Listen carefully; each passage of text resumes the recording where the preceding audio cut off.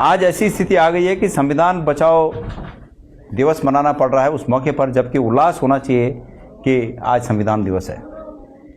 ये स्थितियां इसलिए पैदा हुई कि केंद्र में हमारी जो सरकार बैठी है वो लगातार संवैधानिक संस्थाओं को कमज़ोर कर रही है, और संवैधानिक संस्थाओं को जिनके ऊपर दारोमदार है कि वो संविधान की रक्षा करें, जब ऐसी संस्थाएं कमज़ोर होंगी तो निश्चित रूप में संविधान कमज़ोर होगा।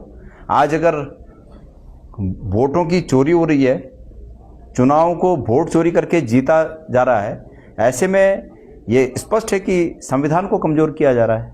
तो हम सब का ये दायित्व बनता है, हमारे कार्यकर्ताओं का, हमारे नागरिकों का, सभी का ये दायित्व बनता है कि हम अपने अपने स्तर से जिस प्रकार भी हो, हम शुचिता के आधार पर आगे निर्णय करते हुए इन चीज़ों को रोकें जिनकी मंशा केंद्र की सरकार रखती है।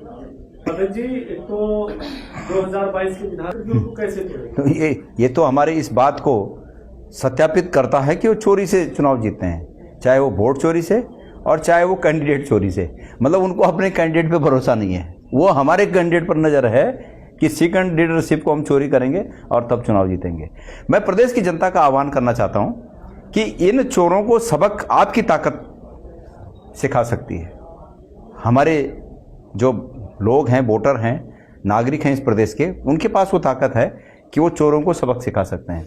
इसलिए अगर उनकी ये मंशा है, जैसा आप पूछ रहे हैं उनकी ये मंशा है कि वो हमारी सेकंड लीडरशिप को हाइक करके, उनको चोरी करके, जिसको उठाईगीर कहते हैं, ऐसे काम करके अगर वो चुनाव जीतना चाहते हैं तो उनको सबक हमारी जनता ही सिखा सकती है। बीजेपी का ये दिखा नहीं है, तो सवाल ये है कि क्या ऐसी स्थिति है, क्या इसमें सच्चाई है? नहीं, उनको कहने दीजिए। हमारी कोई सीट ऐसी नहीं है जिन पर कई दावेदार न हो।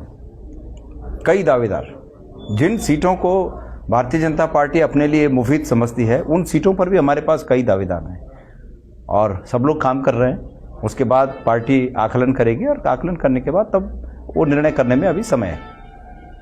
आश्वासन भी दिया है, हो सकता है जल्दी शासन जारी हो जाए, कैसे देखते हैं सरकार की? देखिए, उपनल के हमारे जो साथी हैं वो बहुत समय से आंदोलित थे।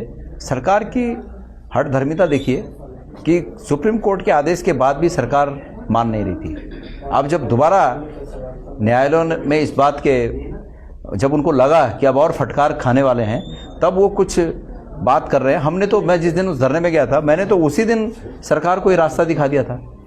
ये रास्ता जो आज सरकार लग रहा है कि करने जा रही है, इस रास्ते पर आने जा रही है, ये रास्ता तो मैंने बहुत पहले दिखा दिया था उनको।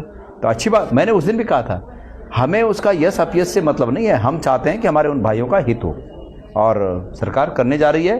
तो अब सरकार मजबूरी में, सरकार की मंशा नहीं थी, लेकिन सरकार मजबूरी में इस काम को कर रही है, लेकिन हमारे भाइयों का हित हो रहा है, हमें इस बात की खुशी है। सर, जम्मू कश्मीर में शहीद जो अभी हमारे अग्निवीर हुए, उनके अंतिम संस्कार में विधायक जो है आपके खुशहाल सिंह अधिकारी वहाँ पहुंचे थे, और उनका एक वीडियो सोशल मीडिया पर बहुत वायरल हो रहा है। इसमें दरोगा के साथ बहसबाजी। जब ये घटना घटी और मुझे पता चला कि दीपक सिंह जो चंपावत जिले के रहने वाले थे, वो अग्निवीर के रूप में हमारे देश की सेवा कर रहे थे और वो शहीद हुए हैं, तो मैंने हमारे वहाँ के विधायक जी से बात की। मैंने कहा कि मैं भी वहाँ जाना चाहता हूँ, लेकिन मैं उस दिन, जिस दिन मुझे पता चला, मैं लुधियाना था, तो मैंने कोशिश की कि मैं वहाँ पहुँचूँ, लेकिन मैं खुशहाल सिंह जी के संपर्क में था। तो हमारे विधायक जी ने कहा कि कल सुबह ही अंत्येष्टि का कार्यक्रम है और इतना जल्दी मैं लुधियाना से वहाँ नहीं पहुँच सकता था, लेकिन मैंने उनसे निवेदन किया कि आप अवश्य पहुँचे, और वो वहाँ पहुँचे। अब पुलिस, यहाँ पर जो सरकार के लोग हैं, उन सरकार के लोगों के इशारे पर पुलिस अगर किसी को रोकने का काम करे, एक जनप्रतिनिधि को उसके अनुसार उसको इज्जत न दे, तो उनका रोष स्वाभाविक होगा। मेरे तो, आप बता रही मुझे, मैंने बहुत ऐसा उन्होंने न तो मुझे बताया, मुझे बाद में भी उनका फ़ोन आया था कि मैं हो आया वहाँ। तो ऐसी कोई बात होगी तो पुलिस को अपनी सीमा समझनी चाहिए। सरकारें आती जाती रहती हैं, लेकिन आज उनको क्या लगता है पुलिस वालों को कि इस प्रदेश में क्या बदलाव नहीं होगा? उस प्रदेश में आपने जो प्रश्न किया उसके उत्तर के माध्यम से मैं इस प्रदेश के उन तमाम अधिकारियों को चेताना चाहता हूं कि वो संविधान के लिए काम करें, वो कानून के लिए काम करें, वो नियम के लिए काम करें, उनके विभागों में जो नियम हैं उसके आधार पर काम करें।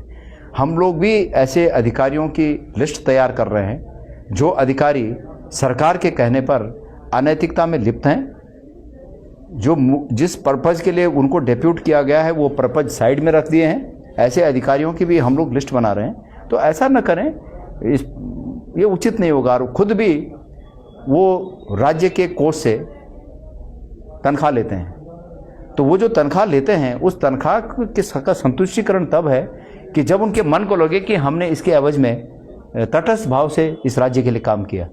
तो ऐसी उम्मीद करता हूं कि वो तटस्थ भाव से राज्य के लिए और राज्य के लोगों के लिए काम करें। अध्यक्ष जी, सबसे निश्चित रूप में हमारी अभी कई कमेटियां बननी हैं, जैसे कि पीसीसी बननी है, उसके बाद कैंपेन कमेटी बननी है, फिर मैनेजमेंट कमेटी बननी है, मीडिया कमेटी बननी है, सलाहकार कमेटी बननी है, रिसर्च कमेटी बननी है, सोशल मीडिया कमेटी बननी है। इतनी कमेटियां बननी हैं। तो अपने अपने फन के जो फनकार हैं, अपने अपने विधाओं के जो माहिर हैं, उन सबको इसमें स्थान मिलेगा।